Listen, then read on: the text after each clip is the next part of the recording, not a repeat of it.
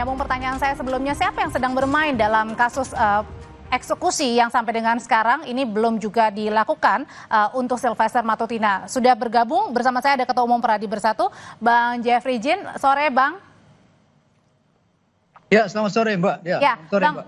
Ya, langsung pertanyaannya ke Abang. Bang, kalau tadi diduga kemudian ada yang bermain sebenarnya. Siapa sih yang bermain dalam kasus untuk eksekusinya Sylvester Matutina sehingga 6 tahun bergulir sudah ada eksekusinya, sudah ada putusannya tapi belum dieksekusi, Bang? Ya, kalau kita kan melihat bahwa kasus ini bergulir sudah 6 tahun. Kalau memang belum dieksekusi kan kita pertanyakan juga kepada pihak kejaksaan. Kenapa kejaksaan belum eksekusi kan? Jadi prinsipnya kita ikut proses hukum. Semua yang ada kita ikut SOP-nya. Kita menunjukkan kepada warga negara yang baik, kita taat hukum. Semuanya kita jalankan dengan baik. Jadi nggak ada masalah, Mbak. Kita taat apa yang harus kita lakukan sebagai seorang warga negara yang baik.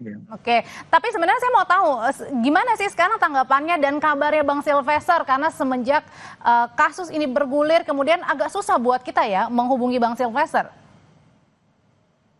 Ya, kalau sulit hubungi kan bukan saya kurang tahu. Yang pasti kan ya, kejaksaan, kepolisian kan punya cara untuk mendeteksi di mana beliau berada. Yang pasti kan masih ada di Indonesia, belum keluar negeri kan, masih ada. Bisa dicari aja. Apa susahnya cari itu, Mbak? Orang hanya ada di sini kok. Ya kan?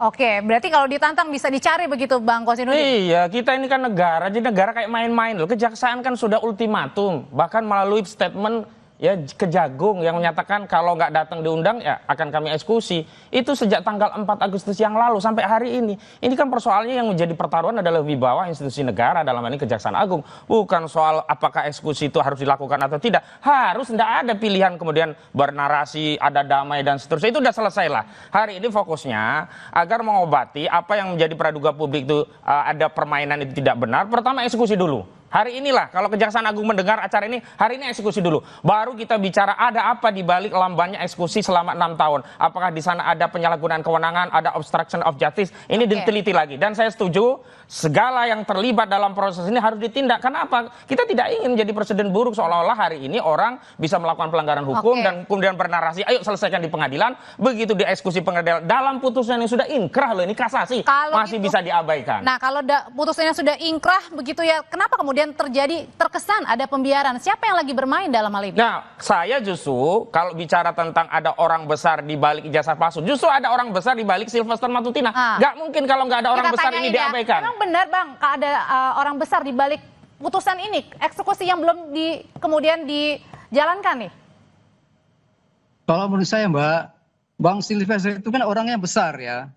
Jadi kalau dia sudah besar, dia nggak butuh orang besar di belakang. Kalau besarnya mungkin bayangan yang besar, Mbak. Kalau ada yang melindungi? Ya, itu yang pertama. Yang kedua, pihak sebelah itu yang lebih besar. Pihak sebelah yang lebih besar, seharusnya pihak sebelah yang lebih mampu lah. Kenapa tidak bisa mengeksekusi, ya kan? Sebenarnya begini, Mbak. Jadi nggak ada orang lebih besar. Bang Sylvester cukup besar itu. Dia nggak butuh orang besar lagi untuk melindungi dia. Berarti artinya siap juga nanti ketika dipanggil oleh Kejari untuk kemudian langsung mengeksekusi? Iya, mana surat panggilannya? Sudah ada nggak surat panggilannya? Kan harusnya prosedurnya begitu dong, dipanggil dulu secara resmi. Jadi belum dipanggil, Bang, sampai sekarang? Dipanggil paksa, kan begitu, jemput. Kan belum ada surat panggilan sampai saat ini, terus gimana? Oke, belum ada, katanya tinggal nunggu. Sebenarnya kan sudah ada statement, udah ada undangan dari Kejari Jakarta Selatan, itu Kapuspen Kejaksaan Agung loh yang menyatakan itu. Yang kedua, kalau kita bicara orang besar, Pak Sylvester ini dianggap orang besar, nyalinya menurut saya kecil. Harusnya kalau dia nyalinya besar, datang ke Kejari Jakarta Selatan, tanyakan apakah benar putusan saya akan dieksekusi, kemudian di situ ada berita acara eksekusi. Belum eksekusi itu ada dua. Eksekusi paksa oleh Kejaksaan Agung, yang kedua eksekusi sukarela dari seorang Sylvester Matutina kalau memang si Sylvester ini menjadi warga negara yang baik. Ini udah rame loh. Akhirnya apa? Yang kena berakannya, yang kena kotorannya kan Kejaksaan Agung. Seolah-olah Kejaksaan Agungnya ini yang kemudian mengabaikan tugas dan kewenangan tanggung jawabnya. Datang saja Sylvester kalau memang dia menjadi warga negara yang baik dan memang punya mental besar gitu loh, jangan badan besar doang. Oke, Bang Husnudin, tapi waktu di minggu lalu di program Dua Arah, Bang Sylvester juga sudah menyatakan bahwa sudah minta maaf dan kemudian sudah Enggak berpengaruh, ini putusan loh. Memangnya putusan bisa dimaafkan? Kalau putusan bisa dimaafkan, orang bisa diberi amnesti. Udah keluarin aja seluruh yang di penjara itu. Kasih amnesti semua, kasih maaf semua. Wong putusan kok minta maaf. Saya mau tanya kalau gitu ke Pak Jasman. Pak Jasman, memang bisa bahwa ketika seseorang sudah ada putusannya, kemudian belum dieksekusi, tapi kemudian karena minta maaf akhirnya tidak jadi? Oh, enggak ada itu. Ya, ini kan masalah eksekusi. Minta maaf itu waktu di penyelidikan itu atau penyidikan. Ya, tapi kalau udah diputus nggak ada lagi cerita minta maaf gitu. Baik. Nggak ada, laksanakan dulu. Seperti tadi yang dikatakan beliau itu, ya ini harus inilah. Jadi warga negara yang taat hukum gitu loh. Oke, balik lagi ke Bang Jeff. Bang Jeff, betul nggak sebenarnya ini dugaannya jangan-jangan juga ada orang besar nih di balik kasus Sylvester Matutina ini? Saya dibilang tadi, Bang Sylvester itu udah besar, dia nggak butuh orang besar lagi di belakang dia. Sekarang persoalannya itu gawainya siapa? Gawainya kejaksaan atau gawainya Bang Sylvester? Bang Sylvester kan dia kan terpidana, dia ikut peraturan hukum yang ada, SOP-nya mana, surat panggilannya mana. Kalau ada pasti dia datang dong sebagai warga negara yang baik. Jadi nggak ada orang besar di belakang itu, nggak ada. Kalau Pak Mahfud sendiri menduga ada, kemudian pasti ada yang melindungi nih. Ya itu dugaan Pak Mahfud boleh aja. Saya juga bisa menduga, kalau ngomong menduga saya bisa menduga. Jangan-jangan juga Bang Sylvester ada orang luar negeri yang melindungi. Bisa aja kalau memang kita bicara tentang duga-dugaan. Orang besar di luar kan banyak itu yang lebih besar dari Bang Sylvester bisa yang melindungi. Ya tapi kita nggak tahu. Itu dugaan saja kan Mbak. Karena Pak Mahfud menduga, saya pun menduga. Nanti yang lain juga menduga, ya kan? Sama-sama kita bisa menduga. Yang paling penting adalah mana surat panggilannya supaya warga negara yang baik dia akan taat hukum, dia akan datang. Oke, itu, Mbak. Oke, Pak Jasman, sebenarnya kalau sudah gaduh di publik ini dan juga sudah berlalu 6 tahun begitu, apakah kemudian kasus ini bisa diambil alih oleh pihak Kejaksaan Agung? Bisa saja. Sebenarnya tidak perlu ke Kejaksaan Agung. Jajaran Kejaksaan Negeri Jakarta Selatan seharusnya sudah proaktif, jemput paksa. Kenapa sih? Emang siapa sih Sylvester hebat banget gitu? Makanya saya katakan tadi, ini di mana letak kesalahan ini? Jangan dulu langsung ke kejaksaan yang melakukan kesalahan. Apa betul salinan itu sudah datang? Tunjukkan salinan itu. Kalau memang ada, biar nanti datangin kan. Namun itu juga kita sama-sama udah dengar dari Kapuspen bahwa ini sudah Berarti artinya di sini tidak perlu ada surat panggilan, Pak Jasman. Artinya bisa langsung jemput paksa. Harus dulu, harus ada panggilan dulu. Bukan pertama, panggilan kedua, ketiga tidak datang, baru jemput paksa. Kan gitu. Oke, tanggapannya Bang Kosinudin, berarti kalau misalnya selama ini 6 tahun kemudian belum sudah ada putusannya, belum dieksekusi. Nah ini sebenarnya apakah ada yang bermain, apakah ada yang melindungi, apakah memang terkesan ada yang membiarkan? Sudah pasti ada yang melindungi dengan cara membiarkan, tidak dieksekusi. Mustahil di republik yang sebesar ini kasus bagi seorang Sylvester Matutina yang sudah dikenal sebagai relawan Jokowi kok tidak tahu ada putusan. Apalagi putusan ini terkait pencemaran tokoh bangsa loh. Pak Yusuf Kalla loh, ini bukan saya, mungkin kalau saya mengadukan, orang nggak tahu kasus seperti apa. Ini yang mengadukan Wapres dulu.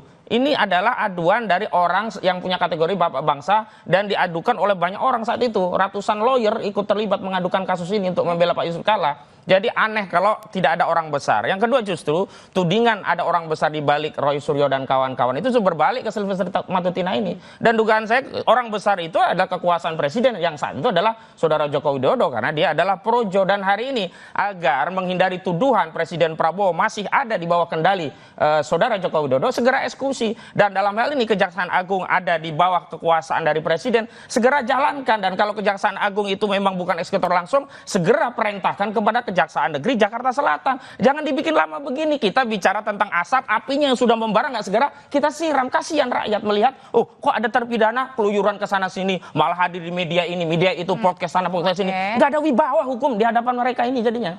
Oke, kalau gitu sebenarnya kalau dilihat sendiri Pak Jasman, kalau yang Anda lihat kasusnya sudah bergulir, apalagi tadi seorang mantan wapres ya yang kemudian melaporkan untuk kasus Bang Silvester seperti ini, sebenarnya apa sih yang kendalanya begitu untuk tidak mengeksekusi, Pak Jasman? Kalau saya mengatakan dugaan saya kuat, salinan ini belum diterima oleh kejaksaan. Dalam hal ini Kejaksaan Negeri Jakarta Selatan. Itu dugaan saya. Kalau sudah ada, sudah sampai langsung dieksekusi itu. Tapi kemudian masuk logika nggak Pak Jasman ketika salinannya belum ada, belum diserahkan, ini sampai 6 tahun? Ya kan ya sampai 10 tahun juga kalau nggak dikirimkan oleh Mahkamah Agung. Kapan nyampainya ke kejaksaan? Kan gitu. Itu makanya saya bilang jangan langsung menuding kejaksaan yang salah. Mari kita lihat ya siapa terjadinya kesalahan ini, di mana letaknya. Itu kita telusuri. Di Kejaksaan Agung juga harus diteliti di mana letaknya. Kan itu. Harusnya pihak Mahkamah Agung juga dalam hal ini Komisi Yudisial juga turun tangan. Atau jajaran pimpinan di Mahkamah Agung juga harus meneliti, menyelidiki di mana kesalahan ini. Oke, kalau gitu. Ya kalau dari Bang Jeff sendiri, dari tim kuasa hukum termasuk juga Ketua Umum Pradi Bersatu, sebenarnya yang Abang tahu sejauh ini sampai di mana sih kasusnya begitu? Ya setahu saya kan memang 6 tahun yang lalu itu kan sudah divonis, sudah inkrah. Jadi kan tinggal dilaksanakan aja eksekusi, ngapain tunggu lama-lama. Tapi kan yang melakukan eksekusi kan bukan orang lain, kan harus kejaksaan mana Jakarta Selatan ya kalau nggak salah ya. Ya silakan, kita taat hukum kok, warga negara yang baik. Bang Silvester saya kira. Dan tidak kemana-mana ya Bang Silvester ya? Oh enggak, jiwa kesatrianya ada kok. Aturan hukumnya kan begitu, nggak ada panggilan kalau kita sorong-sorong diri itu nggak benar juga. Harus ada prosedurnya benar, kirim surat yang benar, alamatnya juga jelas, untuk apa segala macam kan jelas itu. Tinggal beliau datang sesuai dengan panggilan kejaksaan kan begitu ceritanya. Oke, tinggal nunggu katanya Bang, sudah siap. Rakyat itu ya butuh yang konkret, yang mudah dipahami gitu loh. Kalau itu putusannya masih sebulan 2 bulan mungkin ada pemberkasan yang belum jadilah. Ini udah 6 tahun loh. Jadi rakyat itu tahunya kapan eksekusi, udah proses prosedur, ya itulah kewajiban aparat negara yang selama ini sudah digaji oleh rakyat. Yang kedua, kalau kita mengedarkan dugaan ini Mahkamah Agung yang belum mengirimkan salinan putusan, ini kan makin melebar seolah-olah ya modus operandinya dengan menahan salinan putusan itu agar tidak dikirimkan, agar tidak bisa dieksekusi. Sudahlah, jangan kemana-mana dulu, eksekusi dulu, ini bahaya. Kalau nggak segera dieksekusi, tuduhan-tuduhan terjadinya penyalahgunaan kewenangan bisa melebar, bukan hanya ada di Kejaksaan Agung, tapi bisa di Mahkamah Agung, bisa di mana-mana gitu loh. Karena itu eksekusi segera dan jangan berdalih dulu gitu loh. Nah kalau memang belum ada penyelidikan, lakukan penyelidikan. Jangan kemudian membangun narasi dugaan dari Mahkamah Agung. Kalau dugaan itu akhirnya orang mengerti, oh modus operandinya Mahkamah Agung nih nggak kirim salinan, sehingga jaksa nggak bisa eksekusi. Kan orang bisa berpikir liar. Oke, kita dengarkan dulu apa Pak Jasman tadi tanggapannya. Ya, sekarang dengan apa Kejaksaan Agung mengeksekusi? Mengeksekusi itu kan harus ada salinan minimal. Iya, nggak bisa dong. Kita langsung mengatakan laksanakan. Laksanakan apa? Kan harus ada salinan putusan. Gitu dong. Jadi ini ditunggu ya berarti ya dari pihak Mahkamah Agung, maksudnya gitu ya Pak Jasman ya? Iya. Mana? Buktikan kalau memang itu sudah dikirim tanggal sekian. Oke. Ya. Baik, sudah kita tangkap kalau gitu. Gampang kok. Oke, Pak Jasman terima kasih, Bang Hosinudin terima kasih, Bang Jeff terima kasih, selamat malam, selamat sore semuanya. Terima kasih ya. Setelah ini kami hadirkan informasi berikutnya. Usai gaduh akibat menaikkan PBB P2 hingga 250%, Bupati Pati minta maaf dan berjanji akan mengkaji ulang kebijakan tersebut.